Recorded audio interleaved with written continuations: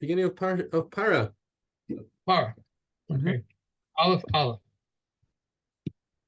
Excuse me.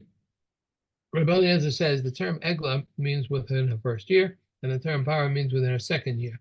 But the comments say the term Egla means in her second year, while Parah means in her third or fourth year. Meir says even if her fifth year, the elderly now account was acceptable, but we do not wait for her, lest she turn black in order that it may not become and do not become disqualified. The Reb Yeshua, I did not hear any term other than shalashis, and they said to him, "This is the word shalashis," and it said to them, "This is what I heard without explanation." Then as I shall explain, thank you.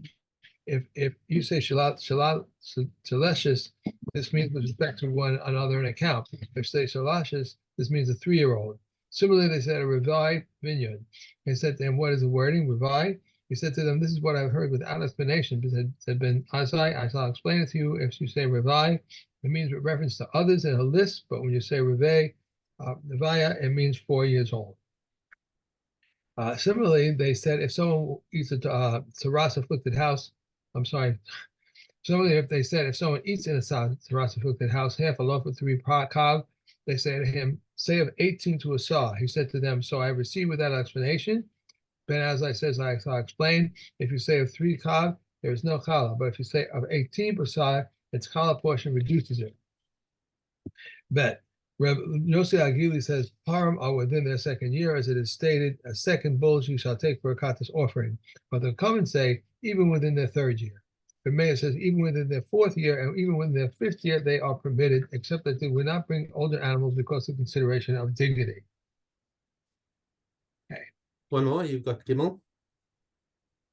Oh, yeah, we did 3, that's right. Lambs are within their first year and rams are within the second year, and with all of them, that year is reckoned from birthday to birthday. A sheep in its 13th month is neither acceptable neither as a ram or as a lamb. Reb Tarfon calls it a palgas. Reb Azai calls it a no kid, and Reb Shmuel calls it a pakadim galan. If he offered it, he brings it with libations of a ram, but it does not count toward his obligated offering. If it is 13 months and a day, it is a ram. Okay. So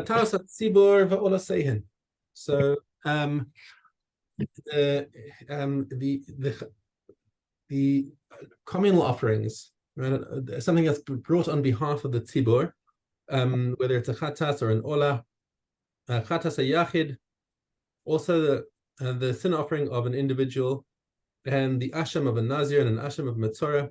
All of these are kasher miyom shloshim v'hala. These should be brought from age 30 days and up. There's no particular upper limit, because you could bring different animals. You could bring a lamb, you could bring a ram. So there's no upper limit on these things, but it should be at least partially grown, right? It should be at least 30 days old, so that it's mechubad for the mizbeach. Okay. But but if it's at least a week old, if it's on its 8th day, beseder. But the avad, that's okay, because that's exactly the pasuk is actually explicit about that. Okay, so it's definitely okay, even if it's not the lechatchila case.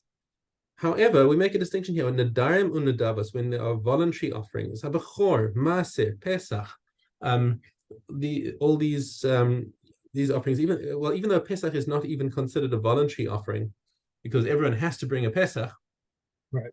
They come in huge quantities. Ksher miyom hashmini v'hala. They're fine from 8th day onwards, and we're not going to make any limitations.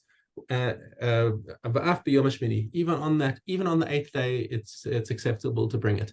So why do we say this with these korbanos? Because Chazal didn't want to make any kind of limitation there, because if you start creating an excess demand for the older animals, you're going to find a marketplace that's completely drained. You want to make as many animals as possible, and they didn't want to create any kind of limitation, even an Indian.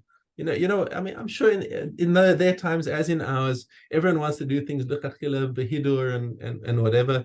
So they don't. Right. Okay, so they made sure that there wasn't any kind of incentive to wreck the market. Okay. Next parak. Rabbi Eliezer Omer Paras Chatas Hameuberes Shera. So he says that if you've got, let's say you've got a red cow, you're bringing it up nicely and it turns up pregnant. So Rabbi Eliezer says, no, it's okay because the ubar is considered part of its own body, and it's this is all legit. Okay, for Chachamim Poslin, you can't do this. It's not valid. Now, before we even get into this, we should be asking the question: the parah is not supposed to be involved in any melacha, and it's not allowed. We're going to see later all these halachas of how the cow is going to be kept and make sure nobody like even puts a yoke on its neck. Now we know that a male has mounted it, and so if the owner coupled them, then for sure it's possible. Even Rabbi Eliezer is going to say this is possible, and even if in a case where the male mounted the female, and the owner said, good stuff, we're going to get some babies. Oh wait, that's a paraduma. It's too late. He's already been happy about it. So what we're talking about is a case where the male mounted and mounted the female, and the owner ran out and said, no, get off. Right, so he didn't want it. So then it's considered it's something that happened by itself, and that doesn't by itself puzzle the animal. However, if it actually gets pregnant from this, and it's carrying a fetus now, that's considered that it's doing malacha for something else. Yeah. Okay, it says here that the Chachamim maintain that a fetus is an independent entity and not simply an extension of the mother. Yeah, right. So that's why the Chachamim puzzle this situation, and we actually had this. I don't know, I remember 10, 15 years ago or something, there was a paraduma somewhere that somebody bred, and they were so happy with it, and they made a whole video about this wonderful paraduma. And turns out, and this cow turned out pregnant. And it was like, it was a whole big embarrassing situation because, H.com had made this video about it. And I don't know if it was H.com, but some Kiruv thing and saying, wow, look, we've got a paraduma over here. It's like, here's your lesson. Keep it under the radar. Right. Which is basically what they're doing with this farm of you said yesterday, they're trying to keep it quiet. Yeah. Keeping it quiet. They're not making a big fuss about it. And Bezrat Hashem will have a paraduma from there, and we'll be able to actually to carry it out without anyone noticing. Anyway, Rabbi Eliezer Omer, Einan milkachas min hagoyim. Now he has a chumrah over here. He says you cannot purchase a paraduma from non-Jews. Why? Because the non-Jews are suspected of bestiality. I'm sorry, Sean. There's a comment here which I find interesting. It says here, Rashi and Raj add a further reason for disqualifying a pregnant cow upon the Mishna 3:7, which states that the paraduma and another cow may not be slaughtered both at the same time. In general, when a pregnant cow is slaughtered, the fetus becomes permissible for consumption via the slaughter of the mother. So it does. Oh, that's an interesting technicality, because that's true. The halacha is that if you shech the pregnant cow, the fetus inside it is considered shchuta. It's accepted with the mother, even if it's alive. And it says it does not require its own slaughter. Therefore, when a pregnant paraduma is slaughtered, it is immediately disqualified because another cow, the fetus, is slaughtered, rendered permissible at the time, and so forth. It goes on and on, but that's interesting. Interesting, very interesting. Okay, I like that kind of technicality. Thanks for sharing that. Okay, all right. So Rabbi Eliezer says you cannot purchase from the non-Jews because they're suspected of bestiality. The Chachamim say that's not a chashash, and we know Lamasi they paskin that because there was the case that's brought in the Gemara of Dama ben Nasina, the famous Roman who was so makpid on his father's honor. He wouldn't wake him up to sell a jewel to the Chachamim, and he had a paraduma born into his flock. Okay, into his herd. Sorry. So we see Lamasa that we do purchase from non-Jews. Not only that, you can purchase animals for the Mizbeach, whether from Eretz Yisrael, Chutz La'aretz, it's fine. which shows that, I mean, if it's coming from Chutz La'aretz Mistama, it's been in non-Jewish ownership. Okay, so we don't have any problem bringing animals on the Mizbeach. Mina Chadash, Mina Yashan, and when it comes to even to grain offerings, they don't have to grow in Eretz Israel. They can come from the old crop, the new crop. We don't care. Chutz min haomer shtei halechem. That's where we say those two things: the omer, the korban haomer that's brought on the day after Pesach, on the first day of Chol Hamoed. Okay, and the shtei halechem, which is brought on Shavuos. That has to come from the new crop in Eretz Yisrael, because that's the whole point, is that it's coming to be matir, all of the crop of Eretz Yisrael, and so this all has to come from the new crop in Eretz Yisrael. Okay. Parah shekarneha utlafeha shchorim. Okay, so this is yagod. It's not a disqualification, but it's not nice, to have discolorations in the korban that you're bringing. You're allowed to cut it off and should cut it off. Okay. Galgal ha'ayin v'hashinaim halashon. Discolorations in the around the eyelids and or in the eye, and in the teeth and in the tongue. Einam poslim b'para. These are not disqualifications to the paraduma. Hananeses, a dwarf. Kashera. Now we have to say this because with Kohanim, a dwarf Kohen cannot do the avodah. That's that. If we look in Maseches Bechoros, that's one of the psulim of a Kohen. He can't do the avodah. He can busy himself with other work like preparing the wood and whatever. And he's allowed to eat from the korbanos, but he's not allowed to perform the avodah. Haisa ba yabelis. If it had a wart v'chatacha and he cut it off, Rabbi Yehuda Posel, he says, nah. That's already a psul in the paradoma. The wart, that isn't actually a psul in other korbanos, but it's a psul in the paradoma. Rabbi Shimon Omer kol makom shenital v'lo he'ela makomo shtei adam psula. So he says, well, only if it doesn't push up red hair afterwards. If you cut off the wart and it can still grow red hair, that's legit, says Rabbi Shimon. However, the halacha follows Rabbi Yehuda. Okay. The guy. By the way, according to your comment, they never saw a flock of cows. I haven't seen that recently. You said before a while. It's a herd.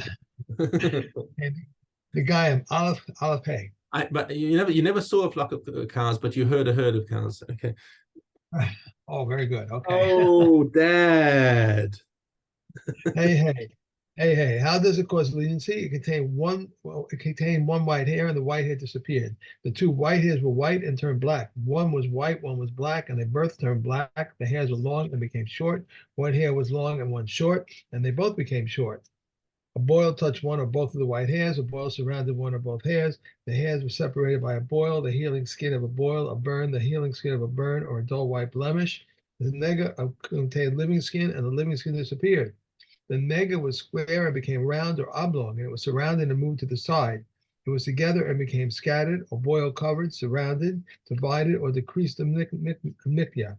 Whether this was done by a boil, the living skin of a boil, a burn, the living skin of a burn, or a dull white blemish, the nega had an expansion, and then the expansion disappeared, or the original nega disappeared, or became smaller, so that the two together, it did not contain a gris, a boil, a living skin on a boil, a burn, the living skin on a burn, or a dull white blemish divided between the original nega and the expansion. These cause leniency.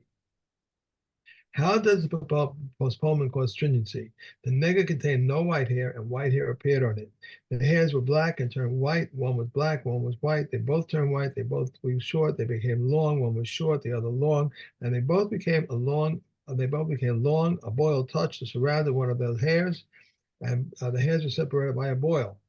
The healing skin of a boil, a burn, the healing skin of a burn, or a dull white blemish, and then the boil, burn, or blemish disappeared. The nega did not contain living skin, and living skin appeared. The living skin was round or oblong and became square. The living skin was on the side of the nega and became surrounded. The living skin was scattered and became together. A boil covered the living skin, a boil, the living skin of a boil, a burn, the living skin of a burn, or a dull white blemish surrounded, divided, or made the living skin smaller, and then the boil, burn, or blemish disappeared. The nega had no expansion and it expanded. A boil, the living skin of a boil, a burn, the living skin of a burn, or a dull white blemish divided the original nega from the expansion, and then the boil, burn, or blemish disappeared. This causes stringency. A bright Baharis appears dull on a light complexion skin, and a dull blemish appears bright on an Ethiopian. Where Mishael says the children of Israel for whom I should be their atonement are like boxwood, neither black nor white, but an intermediate color. And Rabbi Akiza says painters have dyes with which they paint shapes in black, white, and intermediate shades. It brings a dye of an intermediate color and paints around the nega, which is then examined by comparing it to the intermediate color. The Yehuda says appearances of negayim are dealt with leniently and not strictly. A light complexion person examined leniently by comparing the nega with his own skin, whereas an Ethiopian examined leniently by comparing the nega to an intermediate color. The Chachamim say both are compared to an intermediate color. Okay. Right. That's You it. skipped, No, you skipped Yud Gimel Ches, yeah. Did you go cast? Let's do. Hold on. Hang on. We're supposed to be doing Yud Gimel Hey. Sorry, Yud Gimel Hey. Okay, sorry. Oh, because I had the tissue was all the way down. That's why. Okay. If someone builds a tower building using stones from a confined house, and then Nega returns to the house, he must remove the stones. If Nega returns to the stones, the first house is demolished, and the stones function as an indicator for the second house. When a house extends over an afflicted house, or a tree extends over an afflicted house, someone who enters the outer one is tahor. And these are the words of Rebbe Elazar ben Azariah. Said Rebbe Elazar, if one of these stones renders tummy upon entering, the house itself should certainly render tummy upon entering. If someone tummy is standing under a tree and someone tahor passes underneath the tree, the tahor person becomes tummy. And if someone tahor is standing underneath a tree and someone passes underneath, the tahor person remains tahor. If the tame person stops, the tahor person becomes tame. The same is true when an afflicted stone is mobile. The tahor person remains tahor, and if you put the stone down, the tahor person becomes tame. Excuse me. That's it. Yeah. Okay. All right. I had the tissue all the way down. That's why I didn't see. Okay. The kalim. Kalim, we have test Zion. The blind of an ox and its muzzle, the mud of bees and a fan, these are tahor. The cover of a jewelry box is tummy, but the cover of a clothing press is tahor. The cover of a chest, the cover of a tenny, the carpenter's press, the cushions placed under a cloth and covering the case of a scroll, the housing of a door bolt, the housing of a lock, the housing of a mezuzah, cases of lyres, cases of the harps, the form of a turban makers, the play horse of a singing minstrel, the reveals of a woman wailer, the poor man's sunshades, the supports of a bed, the form of the filling casing, and the form of garment makers. These are tahor. This is the general rule when Yossi says any utensil that services the services of people both when they are in use and when they are not in use is tameh. But when any utensil that is only of service to the people, services the people when they are in use is tahor. The sheath of a sword, of a knife, of a double-edged knife, the sheath of shears or scissors or a razor, that case of an applicator or a container for eye cream, the case of a stylus or a compartment case, a case for an astronomical tablet, and a skiyuta, a quiver for arrows, and a quiver for broad arrows. These are tameh. Regarding the case of a symphonia, when one guts the symphonia into the case, regarding the case of a symphonia, when one puts the symphonia into a case and from on top, the case is tameh. But if he inserts it from the side, it's tahor. Regarding the case of flutes, whoever removes the tahor when he inserts it from its side, and the cover of a mace, a bow, a spear, these are tahor. This is the general rule. That which is made to serve as a casing is tameh, but that which is made to serve as a cover is tahor. The measure of all household utensils to lose the tumah is a whole the size of pomegranates. The Reb Eliezer says the measure depends on what they are. The measure of gardeners' baskets is a whole the size of a bundle of vegetables. The measures of baskets of households is a whole the size of bundles of straw. The measure of baskets of bathhouse attendants is a whole the size of bundles of thin straw. And Yeshua says the measure of all these utensils is a whole the size of pomegranates. Yeah. Okay. And we are on to Zvachim. Of olive base. Yossi ben Choni says the sacrifice and slaughter for the Pesach designation or the Katas designation are invalid. Shimon, the brother of Azariah, says if they were slaughtered for a designation higher than their own, they are valid. For a designation lower than their own, they are invalid. How so? Most holy offerings which are slaughtered for an offering of lesser holiness designation are invalid, and holy offerings of lesser holiness which we slaughtered for a most holy offering designation are valid. The Bechor and the Masa offerings which were slaughtered for the Shalom designation are valid.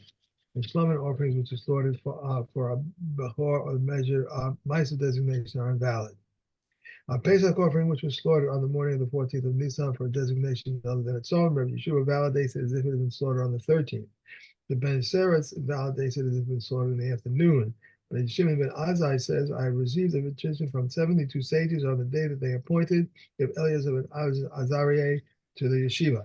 And they all sacrifices are eaten when which are slaughtered for its designation other than their own are valid. But they are not credited to the owner as fulfillment of his obligation except for the Pesach and the Chatas offerings, which I might add only that all the offerings of the sages do not concur with him.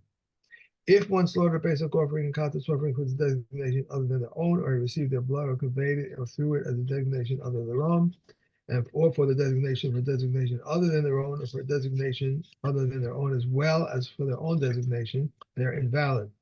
What is an example of for their own designation? For a designation other than its own? For a Pesach designation and a Shlomo designation, what is an example of a designation other than their own as well as their own designation? For a Shlomo designation, for a Pesach designation. For a sacrifice that can be invalidated during any one of the four things. During slaughter, exception of the blood, conveying to the altar and throwing upon the altar.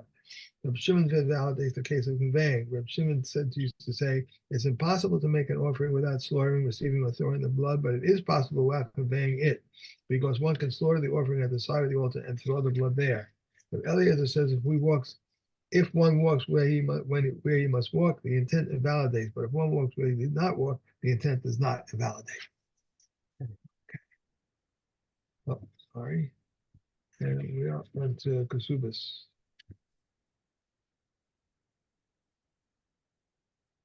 Hey, Aleph. Although they said a virgin collects 200 zuz and a widow collects 100, if he wishes to add an even 10,000 zuz, he may add. If she became a widow to divorce either after Erisin or after Nisuin, she collects all. But Elazar ben Zariah says after Nisun, she collects all. After Erisin, a virgin collects 200 zuz and a widow 100 because he wrote in it for her only on the condition of marrying him. But Yehuda says if he wishes, he may write for a virgin a contract of 200 zuz, and she writes, I received from you 100, and from a widow for 100, and she writes, I received from you 50 zuz. Rameya says, anyone who undertakes to give a virgin less than 200 or a widow less than 100, their intimacy is an illicit intimacy. A virgin is given 12 months from his time her husband has asked her to provide herself. So just as a woman is given, so is a man given to provide himself. A woman is given 30 days. At the time arrives when they were not married, they eat of his food and they may eat of truma. But Tarfon says she is given all of it from truma, and Rakiva says half ordinary food and half truma. Yavam does not confer upon his sister-in-law the right to eat of truma if she has spent 6 months before her husband and 6 months before her Yavam, or even all of them before her husband. Less 1 day that she spent before the Yavam, and all of them before the Yavam. Less 1 day that she spent for her husband, she may not eat of truma. This is the original ruling. The court may come after them and have said a woman may not eat of truma until she enters the chuppah. Okay. If one comes, that's it. No, Okay. that's it. Okay, that was it, and we have well, okay. Figs, grapes, cucumbers, gourds, melons, and muskmelons that have been gnawed, even if they are as much as a kikar, whether large or small, whether attached are attached. If they contain moisture, they are forbidden. And bitten by a snake is forbidden because it's dangerous to life. A wine strainer is forbidden because it is uncovered, and the Chamiya permits it.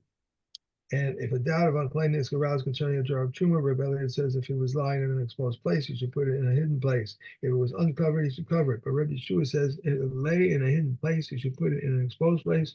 And if it was covered, you should uncover it. Rebbe Gamil says let him do nothing new about it. Okay. So, all right. Chodesh Tov. Chodesh Tov. Enjoy. Well, thank you. Bye.